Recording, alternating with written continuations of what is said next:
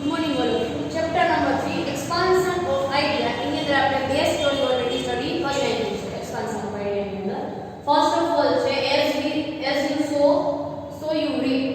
Second છે honesty is the best policy. Third આજે આપણે જોઈએ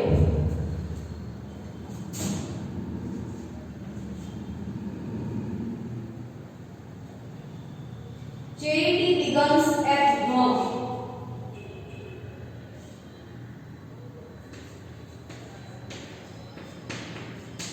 કે ભાઈ એની શરૂઆત ઘરેથી જ કરો.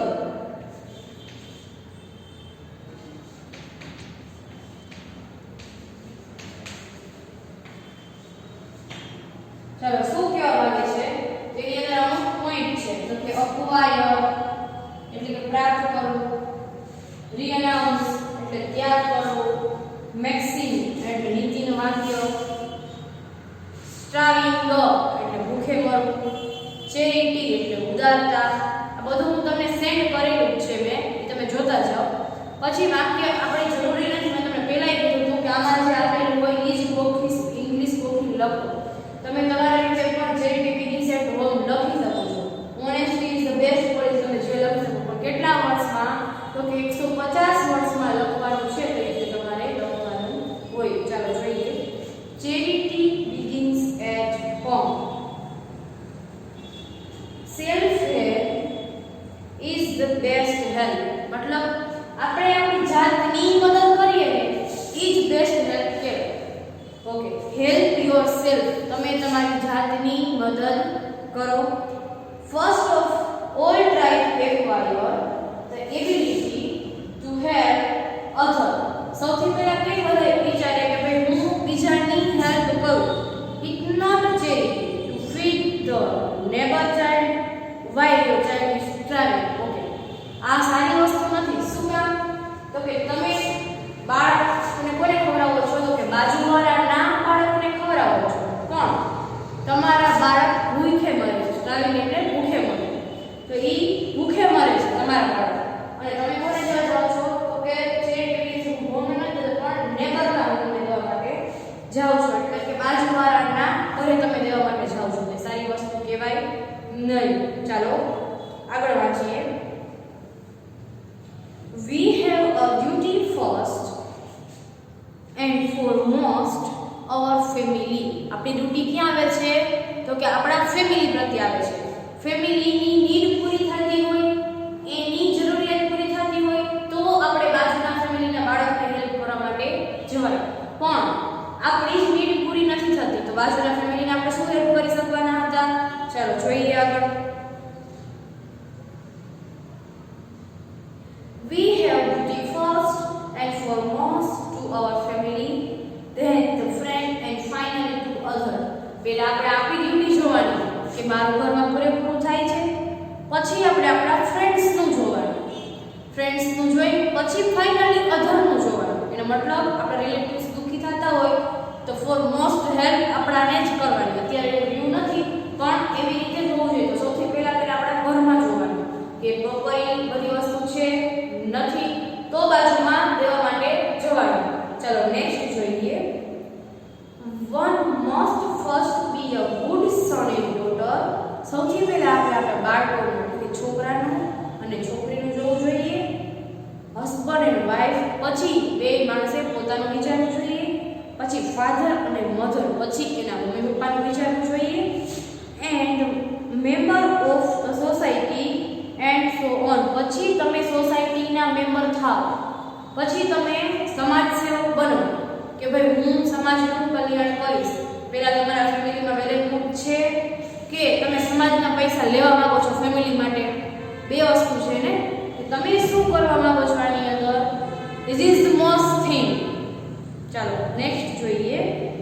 Only those who have renounced life એટલે કે ત્યાગ કરવો. renounced life can be big on the other end. Okay, તો તમે બીજાની લાઈફનો ત્યાગ કરો. We can not be rich when winkly we know what happened to this dog who order and the price to be crossed to pay the bishops of Cardinal Street kind of two begins to other end. He helps the other and evil criminals but forget his own people. Okay. હવે આમાં બે વ્યક્તિના નામ આપેલા છે. Not રીપ, એને આપણે રીપ ન કરી શકીએ. વોલ વિંકલ એ વ્યક્તિએ શું કરેલું છે તો કે વી નો ધ હેપન ધ કોટ, એને તે રીતે કહ્યું તો કે માણસને હેરાન કરેલા હશે કે કંઈક ખોટું કામ કરેલું છે. શું કીધું કે આને રીપ દેવા જેવું નથી, કાંઈ બીજાનું જ ખરાબ કરેલું છે તો બીજાનું કરેલું છે. ઓકે. અને શું કહ્યું તો કે ફોર મોસ્ટ તો કે ક્રિમિનલને સપોર્ટ કરેલો છે વ્યક્તિએ. શું કરેલું છે તો કે ક્રિમિનલને સપોર્ટ કરેલો છે. તો એવા વ્યક્તિ માટે રીપ ન થવું જોઈએ. Okay. Charity begins at home. Okay. એને શું કહ્યું કે માણસોને ભૂલી ગયા પણ ક્રિમિનલ્સને સપોર્ટ કર્યો. ચેરિટી કરી પણ એને ચેરિટી કહી હતી, ચેરિટી કહેવાય નહીં. ચલો. Charity begins at home. It is the expression taken from that play is take to begin a world. Okay. ધીમે ધીમે તમારા ઘરથી શરૂઆત કરો, પછી તમે વર્લ્ડનું જોવા માટે જાઓ. એટલે તમારા ઘરમાં શું છે એ તો જોવું જોઈએ, પછી તમે વર્લ્ડની જુઓ. કે દુનિયામાં કોરોનાની મહામારી છે, મારે અહીંયા આટલા રૂપિયા દેવા જોઈએ પણ ઘરમાં હાલે એમ છે, હજી 2 મહિના લોકડાઉન થાય તોય. ચલો next. Citizen is possible only people like a Gandhiji. Orderly people can afford to forget the basic maximum in their own prison. ઈ ગાંધીજીએ શું કરેલું હતું આપણા માટે કે પોતાના માટે જે જરૂરિયાત હોય ને બેસિક ઈ જ સંતોષતા, બાકી પબ્લિક માટે જવા દેતા, એને જ આપતા, પ્રોડ્યુસ કરતા, એને પ્રોવાઈડ કરતા. ચલો. પબ્લિક એટલે દેશ માટે એને બધી વસ્તુ આપેલી છે, પણ પોતાના માટે એક ટપરી પાણીથી જે વાત કરેલી હતી અમુક ચેપ્ટરની અંદર, તો એ એક ટપરી પાણીમાં ચલાવી દેતા. એનો મતલબ શું કે એ જેટલી બેઝિક નીડ્સ ઓછામાં ઓછી સંતોષાય એવો પ્રયોગ કરતા હતા, પણ બીજાની નીડ સંતોષાય જોઈએ, દેશ માટે એ જીવતા હતા. પણ એને ક્રિમિનલ્સને સપોર્ટ નથી કરેલો. એને કોને સપોર્ટ કરેલો છે તો કે દેશને સપોર્ટ કરેલો છે. ચાલો. એવી રીતે ચેરિટી બિગન્સ એટ હોમ એટલે કેવા શું માંગે છે આની અંદર કે તમે તમારા ઘરેથી જ પેલા સપોર્ટ મેળવો. જો ફેમિલીમાં કોને કોને સારું હોવું જોઈએ, પહેલા ચિલ્ડ્રન અને ડોટરને જો, સન ડોટરને, પછી તો કે હસબન્ડ વાઈફ પોતાનું વિચારે, પછી તો કે તમારા મધર ફાધરનું જો. ઓકે. એનું જોઈ તો પછી ફાઇનલી તમારી પાસે પૈસો વધે છે. પૈસો વધતા પછી તમે શું કરશો તો કોને દેશો પ્રોવાઈડ કરશો તો કે ફ્રેન્ડ્સ. છતાંય પૈસો વધે છે, રિલેટિવ્સ, છતાંય પૈસો, તો પછી તમે દેશનું વિચારો. આપણો જ છોકરો ઘરમાં ભૂખે મરતો હોય અને બાજુવાળાના ઘરમાં આપણે દેવા માટે જાય, એ વેલ્યુએબલ નથી, એ પરફેક્ટ અને પ્રોપર નથી. એનો મતલબ શું કે સૌથી પહેલા આપણે આપણું વિચારવું જોઈએ અને પછી એનું વિચારવું જોઈએ. ચાલો.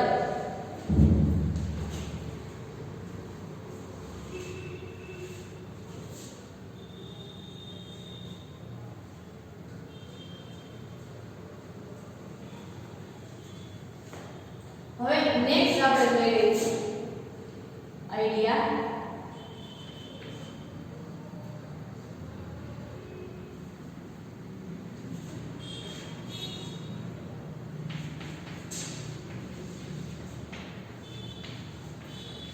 Experience is the best teacher.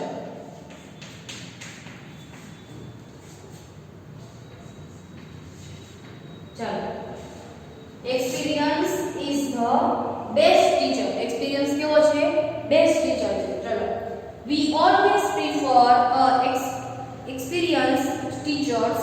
Okay. આપણે કેવા ટીચરને પ્રિફર કરવા માંગીએ છીએ કે જે ટીચર એક્સપિરિયન્સ હોય. ડોક્ટર તો કેવો ડોક્ટર લેવા માંગીએ છીએ કે જે ઓલરેડી એક્સપિરિયન્સ હોય. લોયર વકીલ કેવો બધો છે કે જેણે ઘણા બધા કેસ જીતેલા હોય. Because they are superior to other, બીજા કરતા સારા હશે. Why? કારણ કે એક્સપિરિયન્સ છે ને કઈ. ચલો next. What make them superior? A man become wiser by experience. That is why media impure that considered that young man education was completely when to travel widely. Okay. જેવું એનું education complete થશે એ travel widely કે બહાર ભણવા માટે મધ્યકાલીન સમયમાં વહી જતા હતા. શું કરતા હતા મધ્યકાલીન સમયમાં? મેડિએવલ એટલે મધ્યકાલીન સમય એટલે કેવો કે પેલા એજ્યુકેશન ભણવા માટે બહાર જતા હતા અને પછી ભણી પછી આવતા હતા. ઓકે. હવે એની અંદર બીજો એક એક્સપિરિયન્સ શેર કરેલો છે આપણને. હી બર્ન્ટ ચાઇલ્ડ ડ્રાઇડ્સ ફાયર. ઓકે. એને એઝ થી સેઇંગ ગોઝ. બાળકને શું શીખડાવે છે? ડ્રાઇડ એટલે ભય આપે છે કે આગને અડતો નહીં નકર બળી જઈશ, પણ play with fire. શું કહે છે એક્સપિરિયન્સ? આપણો એક્સપિરિયન્સ એમ કહે છે કે આગ સાથે પ્લે એટલે રમતો નહીં, નહીતર ફાયર એટલે બળી જઈશ. પણ it is a negative way to learning. A negative way છે લર્નિંગ કે આપણી વ્યક્તિ કંઈક કરે એની પહેલા એને પીવડાવે છે. હવે એ રમે છે, શું કરે છે એની એટલી ઇફેક્ટ પડે નહીં અને બાળક આપણો માને પણ નહીં. પણ આમાં શું કીધું છે? તો experience can gain to positive way to both scenes of cases of learn.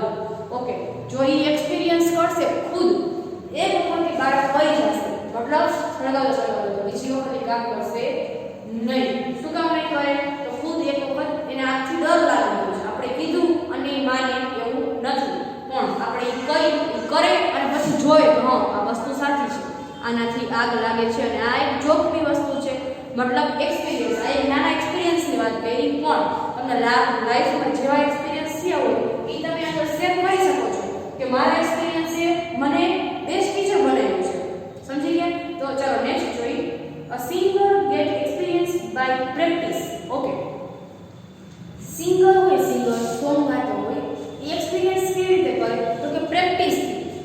રોજ સવારે એટલે કે ડેઈલી સવારે રિયાઝ કરવો જ પડે, એનો વોઇસ ચોખ્ખો કરવો જ પડે. જો એ પ્રેક્ટિસ ન કરે તો એનો વોઇસ ખરાબ થઈ જાય. એનો મતલબ સિંગરને ડેઈલી પ્રેક્ટિસ કરવી પડે, રિયાઝ કરવો પડે. ચલો નેક્સ્ટ જોઈ. In India we are at to realise this truth. અને બધા ઇન્ડિયામાં આ ટ્રુથને રિયલાઇઝ કરેલું છે, જોયેલું છે. Okay, we have not produced gold medal winner at the Olympics. આપણે એને પ્રોડ્યુસ નથી કરતા ગોલ્ડ મેડલ ઓલિમ્પિક્સ. કોને? તો કે એક્સપિરિયન્સ વાળાને. પણ they are not given a right kind of training, right spirit. Training and right spirit નથી, but the experience is the best school master. That very truth. Experience છે ને best school master છે. લાઈફમાં અમુક situation એવી critical આવી જાય કે જે આપણને ઘણું શીખવી જાય છે. આપણને ડેઈલી ઘણા નવા એક્સપિરિયન્સ થતા હોય છે. કોઈ વ્યક્તિનો એક્સપિરિયન્સ થવો, લાઈફમાં કોઈ સિચ્યુએશન હેન્ડલ કરતા નથી આવડતી, સિચ્યુએશન હેન્ડલ કરવી, એનો એક્સપિરિયન્સ થવો,